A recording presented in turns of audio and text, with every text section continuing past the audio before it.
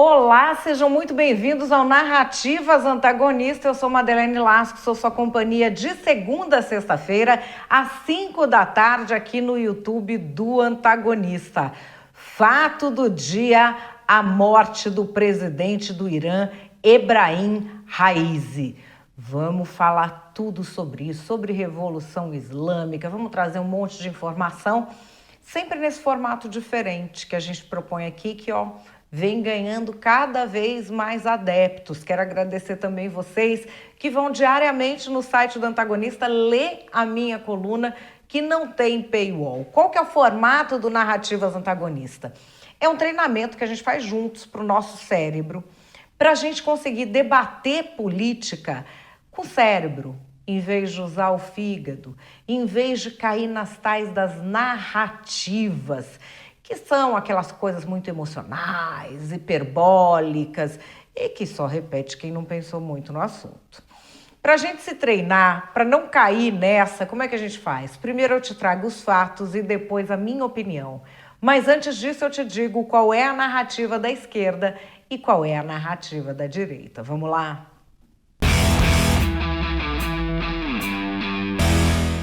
Fato do dia, a morte do presidente do Irã, Ebrahim Raisi. Isso foi notícia em tudo quanto é canto. Vamos aqui contextualizar para vocês o que significa ser presidente do Irã, as relações do Brasil com esse país. A gente tem aqui no Antagonista a notícia de que o presidente Lula, ele emitiu uma mensagem internacional de pesar pelo falecimento num acidente de helicóptero do Ebrahim Raisi e também do seu chanceler. Aí ele coloca no seu Twitter oficial isso, é óbvio que a mensagem também ela é mandada por canais diplomáticos. Aí tem minhas condolências aos familiares de todas as vítimas, ao governo e ao povo iraniano. Já um amigo de Lula, Nicolás Maduro, que tem relações mais próximas com o Irã, gente, já é outro tom da nota. Estou consternado diante da dura notícia sobre a sensível perda física do presidente da República Islâmica do Irã, Ebrahim Raisi, a Cília, que é a esposa dele, que é amiga de sua esposa, e a mim nos dá uma grande dor ter que nos despedirmos de uma pessoa exemplar, um extraordinário líder do mundo, como é e como será para sempre nosso irmão Ebrahim, um excelente ser humano, defensor da soberania, e por aí vai. Olha, é um elogio mais rasgado até do que o feito pelo Xi Jinping, que tem boas relações com o Irã, porque também tem uma interdependência comercial ali. Aí ele só expressou as condolências, o que ele deseja de solidariedade à família, o governo iraniano, as pessoas. Foi um pouquinho mais próximo, mas basicamente os líderes mundiais seguem essa nota aqui do governo francês. É um exemplo do que eles seguem na diplomacia em casos como esse. A França apresenta suas condolências à República Islâmica do Irã após a morte do presidente Ebrahim Raisi, do ministro das Relações Exteriores, Hossein Amir Abdollahian, e das pessoas que os acompanhavam. Ela também dirige os seus pensamentos às famílias das vítimas do acidente. Bom, o acidente começou a ser noticiado pela TV iraniana e ficou todo mundo meio assim, porque ninguém sabia direito o que estava acontecendo. A TV iraniana é a mídia estatal do regime dos ayatollahs. No último ataque que a gente teve contra Israel por mísseis, lembra que eu trouxe aqui para vocês no Narrativas Antagonista? A gente teve noticiário nessa TV iraniana mostrando um incêndio antigo no Texas e falando que era de Israel. Então, na hora, ficou todo mundo meio sem saber o que pensar. A situação foi se confirmando com o tempo. Aqui, olha, é uma filmagem dessa TV que foi exibida, que está aí na internet. Eu trouxe do Instagram do Hoje no Mundo Militar. Vamos ver.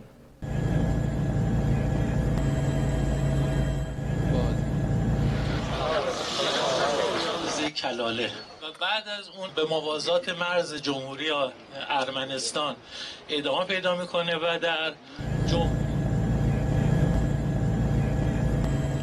A gente pensa em Irã, acho que muita gente pensa em calor, em deserto, mas olha, era uma região montanhosa que estava com um tempo horrível, um tempo terrível, muita dificuldade para as buscas, mas ao final o Crescente Vermelho, que é a versão da Cruz Vermelha que atua nos países muçulmanos, acabou confirmando as mortes na queda desse helicóptero. Eram 3 helicópteros fazendo a mesma travessia, apenas um deles caiu, apenas o que levava o presidente do Irã e o chanceler do país.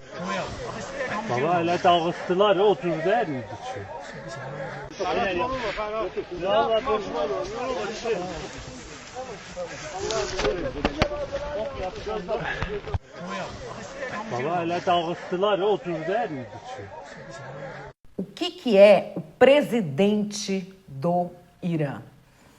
O Irã tinha um cargo de presidente decorativo desde a Revolução dos Ayatollahs em 79 até 89. Ele tinha um presidente e um primeiro-ministro. Aí isso meio que foi unificado na figura do presidente. Mas o presidente não é a autoridade suprema do país. A autoridade suprema do país é o Ayatollah, que for o presidente do Conselho dos Guardiões. Inclusive, o presidente não é o chefe das Forças Armadas. Ele é basicamente um executor das ordens que vêm desse conselho religioso e do grande chefe religioso. O que acontece é que muita gente espera que o presidente se torne esse chefe religioso. E o atual ocupante do cargo de presidente, esse Ebrahim Raisi, era esperado que ele se tornasse isso, que ele sucedesse o Ayatollah que está lá, que já está com 85 anos e meio para se aposentar. Tem muita gente que confunde o Irã com país árabe. O Irã não é um país árabe. O Irã é persa. Ele tem outra etnia, tem até costumes diferentes, outra cultura. Ele era governado por um chá. É mais ou menos um rei, um imperador, vai por aí, por essa linha, o Reza Pahlavi, até 1979. A Revolução Iraniana começa antes, ela começa em 1977. No âmbito da Guerra Fria, o Shah Reza Pahlavi, aliado dos Estados Unidos, e os ayatollahs, na época o Ayatollah Khomeini, era o aliado, então, da Rússia. E o povo iraniano, eu vou trazer aqui para vocês um recorte das ruas do Irã. Como é que eram as ruas do Irã? Não do interiorzão, estou falando de Teherã, das metrópoles. Antes da gente ter a Revolução Islâmica. Vamos dar uma olhadinha.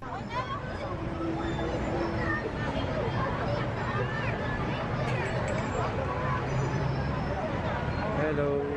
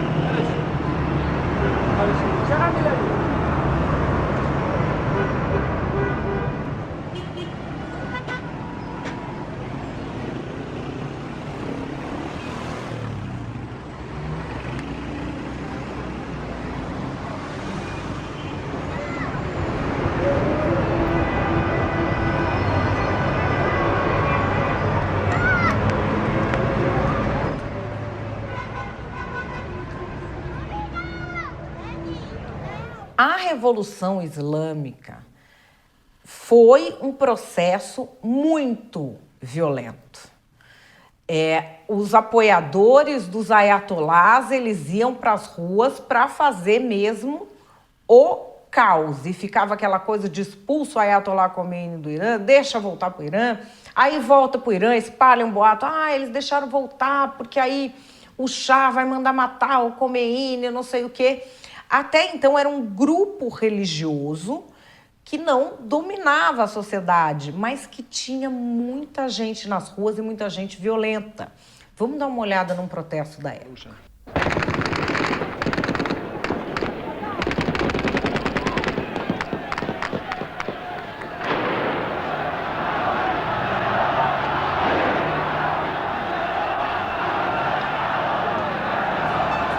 E aí a gente tem a vitória do lado dos ayatolás, tudo assim muito personalista, né? Sempre. Mas a grande mudança que eles queriam fazer é que não haveria mais uma dinastia no poder, uma família no poder. E por isso que agora está uma discussão enorme sobre o futuro do regime dos ayatolás. Por quê? Porque no lugar do Ayatollah Khamenei, que é o atual, quem ia ficar era esse presidente que morreu, que era assim, o braço direito dele. Mas aí vem a dúvida, com esse homem morto, vai ser quem? Vai ser o filho do Ayatollah? Então o Irã volta a ter uma dinastia no poder e aí tudo que os ayatollahs prometeram lá para esse povo super religioso não era bem assim? Enfim, quando eles chegam ao poder, eles chegam com muito apoio das esquerdas, porque estavam ao lado da Rússia.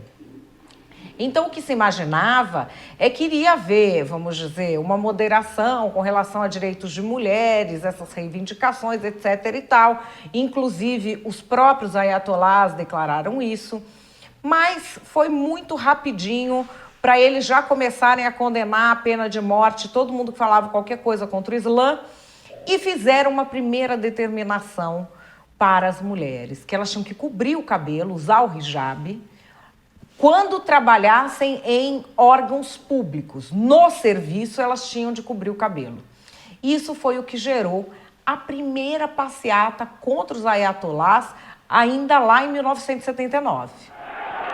Yesterday's demonstration was the nearest thing to an anti-Khomeini rally yet. The imposition of Islamic law here has started with an order to women to cover their heads in government offices. Many are furious. Only a minority in Tehran already follow the instruction. Essa briga toda com relação à pauta de costumes continua. Muita gente aqui no Brasil tem a imagem de Teherã, da capital do Irã, o quê? Não sei, uma grande mesquita a céu aberto, todo mundo coberto, sem ter muita coisa para fazer. Ocorre que as pessoas não se tornaram religiosas desse jeito que os ayatolás querem. Existe um grande contraste entre a realidade, sobretudo dos jovens, quase metade do Irã é jovem, metade do país é jovem. Existe um contraste muito grande entre o mundo deles, o que eles querem, o que eles anseiam, além do mais agora com todo mundo tendo acesso à internet, e a vida que os ayatolás, que a polícia de costumes, querem que eles tenham. Eu quero mostrar aqui para vocês, tem dois influencers que fazem um canal só andando pelo Irã, mostrando o Irã que ninguém te mostra. Esse aqui é o bairro de Nouruz. Ele é um bairro de classe alta lá no Irã. Como é que você imagina que seria a classe alta do Irã? Vamos dar uma olhada. اینجا اگه اشتباه نکنم طبقه سومه که تو این طبقه هم شهربازی هستش، هم فودکورت هستش که خیلی محیط جالبی هم داره، میتونید در کنار پنجره بشینید و یه ویوی هم رو به شهر تهران داره.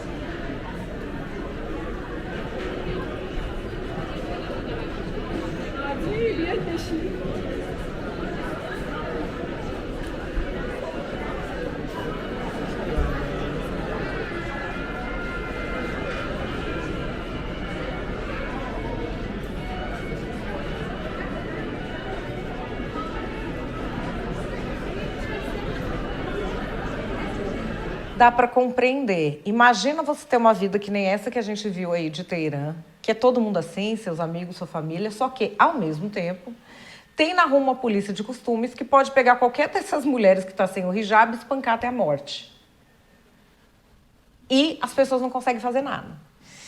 Isso aconteceu num caso muito específico da Mahsa Amini. Vamos ver essa foto dela. Essa foto dela é icônica. Roda o mundo, virou o símbolo dos novos protestos no Irã pelos direitos das mulheres. Tem até uma filmagem dela num trem, ela estava usando o hijab de um jeito que não consideraram certo. Ela foi levada pela polícia de costumes e ela foi liberada desse jeito aqui que a gente vê nessa cama de hospital. Um espancamento horroroso. Vocês acham que a sociedade iraniana aceita isso? Não aceita de jeito nenhum. E aí começa uma nova onda de protestos. Todo esse contexto que a gente está falando, é claro que a gente tem um regime que é uma ditadura teocrática. Só que tem ainda o pessoal que é o mais duro. E esse presidente que morreu, o Ebrahim Raisi, era tido como o pessoal mais duro do regime. O apelido dele é o Carniceiro de Teherã. Por quê? Porque quando lá atrás, na década de 80, o regime dos ayatollahs começou a fazer execuções públicas, execuções de dissidentes, ele participava desse tribunal, ele está no regime desde então. E quando ele sobe ao poder, como executor, todas essas políticas contra mulheres, política de pena de morte de criança e a repressão violenta a qualquer protesto, qualquer questionamento político, isso fica muito mais duro. Nos protestos que se seguem à morte da Mahsa Amini, a gente tem centenas de milhares de prisões, a gente tem 500 execuções de pessoas ligadas a esses protestos. Tem execução por enforcamento na rua. Se pune dessa forma cruel homossexual ou adultério. Existe uma questão de, por exemplo, se uma mulher for estuprada, ela também pode ser processada por adultério caso ela vá dar a queixa que ela foi estuprada. Então, assim, é um regime que vai contra o que aquele povo quer e não está conseguindo se impor. E a juventude cada vez mais pressionando, todo mundo na comunidade internacional vendo até onde vai. E exatamente por isso que tem a história deles fazerem a bomba nuclear e deles colaborarem com grupos terroristas. Porque, sem ser pela força e pelo terror, é muito complicado que as pessoas aceitem. Nesses protestos, eu vou mostrar aqui para vocês uma filmagem do Guardian, como a polícia do Irã age. Essa filmagem é um protesto que teve no metrô, em defesa das mulheres. Eles saíram atirando nas pessoas.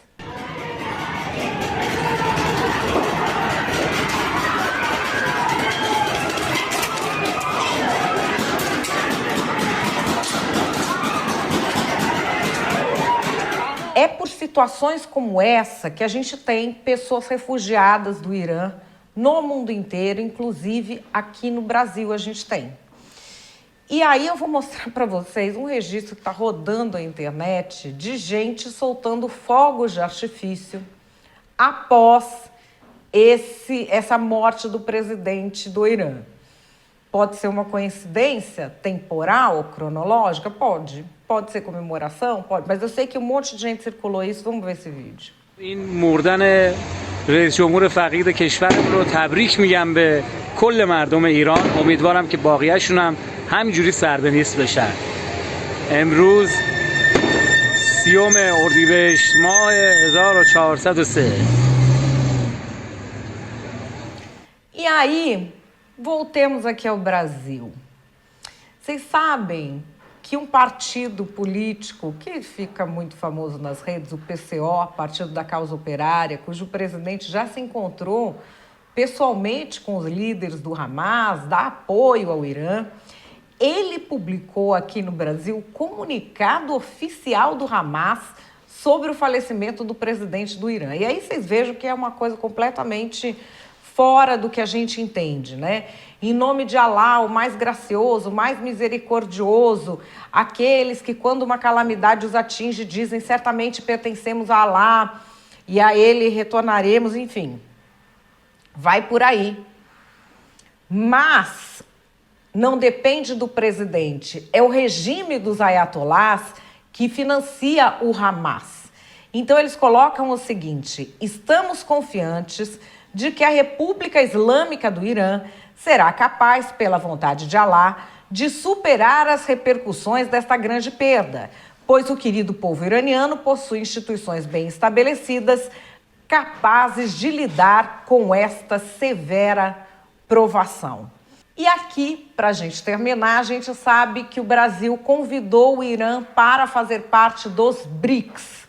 E também, recentemente, o chefe da delegação permanente do Brasil no escritório da ONU em Genebra, ele resolveu se abster numa votação sobre direitos humanos no Irã. Disse que o Brasil reconhece diversas violações, incluindo a pena de morte de crianças, mas preferiu se abster na votação de uma resolução para ampliar as investigações no Irã. O voto do Brasil foi decisivo para que essas investigações não fossem adiante. Agora a gente tem ali o luto de alguns dias decretado pelo chefe supremo do Irã, que é o chefe religioso, Ayatollah Ali Khamenei. Agora tem um presidente provisório e este novo presidente será, então, eleito pelos iranianos. E aí, o que é que você acha disso tudo? Calma, que antes de você achar, a gente vai para as narrativas.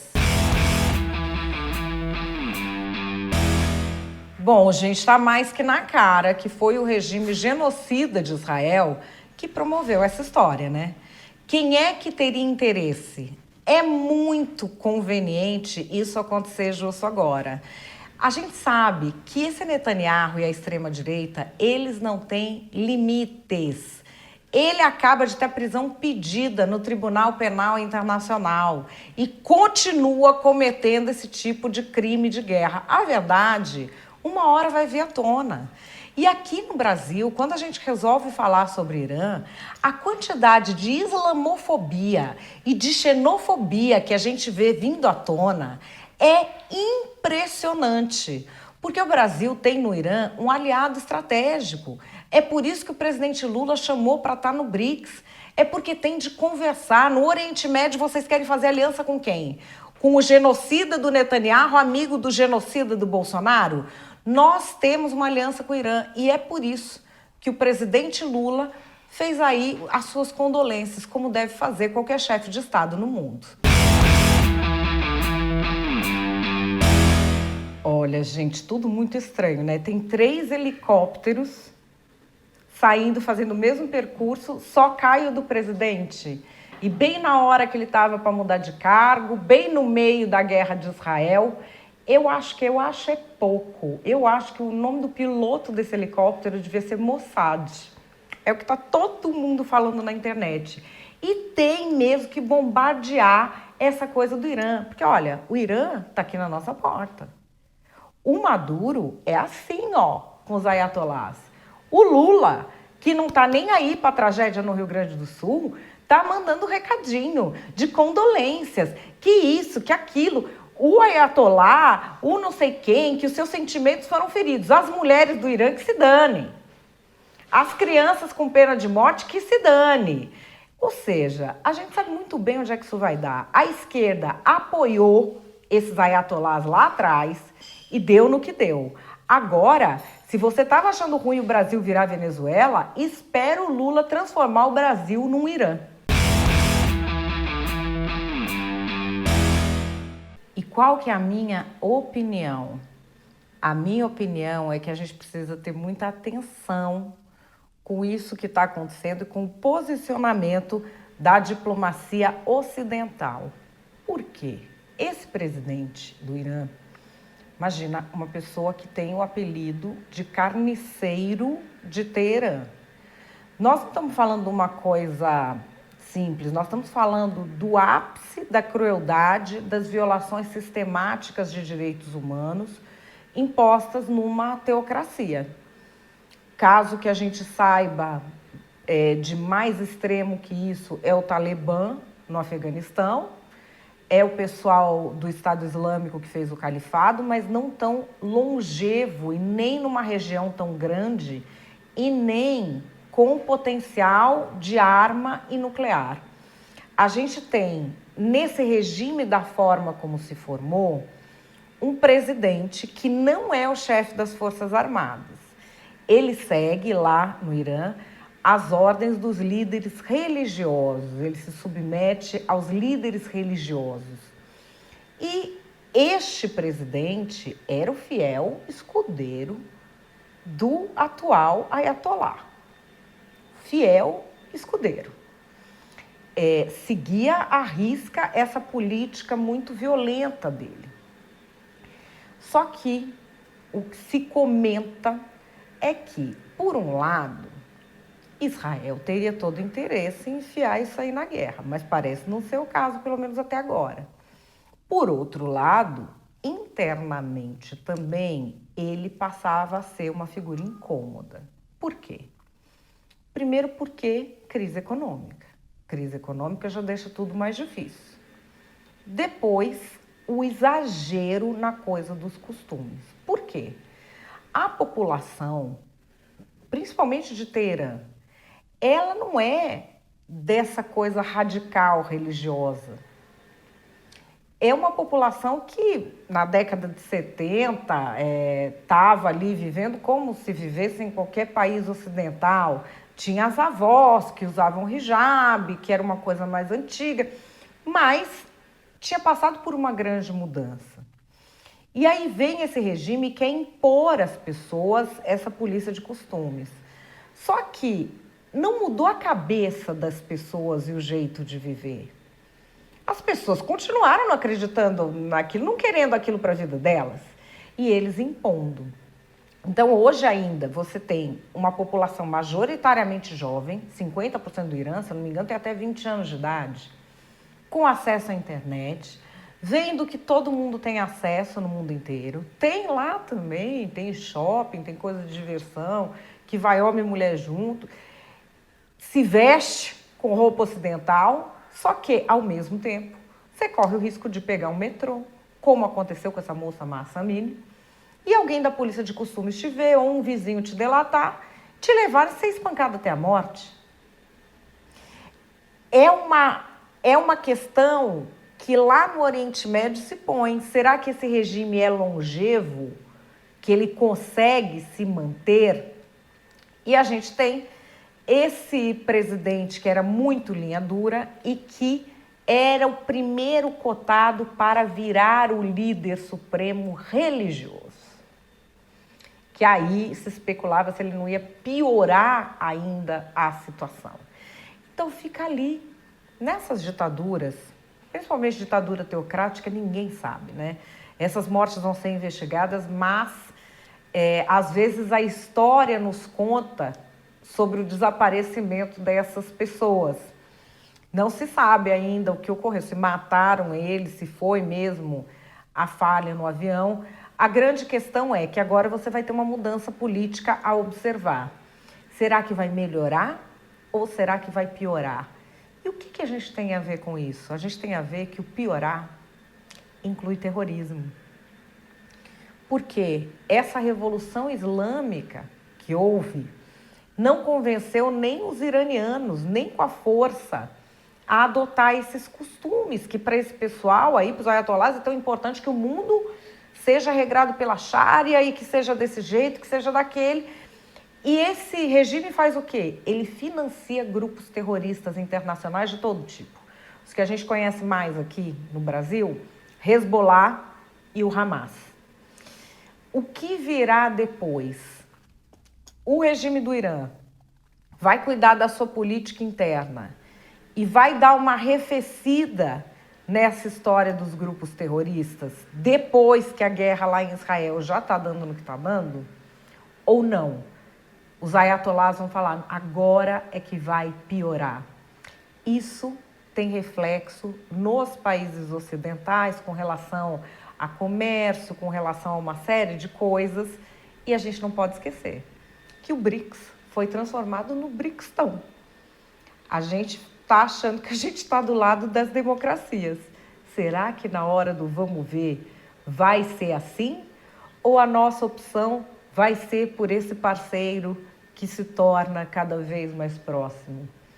Só o tempo vai dizer.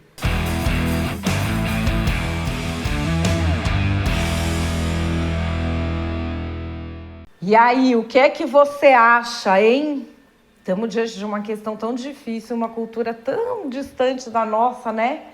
Fica difícil, mas hoje, nesse mundo de hoje, as coisas chegam muito rápido e também as consequências são muito distribuídas, né, entre os países. Eu quero saber qual que é a sua opinião sobre tudo isso. Não esquece de deixar o meu joinha e de compartilhar o Narrativas Antagonista com alguém para trazer mais e mais gente para esse tipo de debate. Hoje eu vou ficando por aqui, amanhã eu volto às 5 da tarde. Grande beijo para vocês e até lá.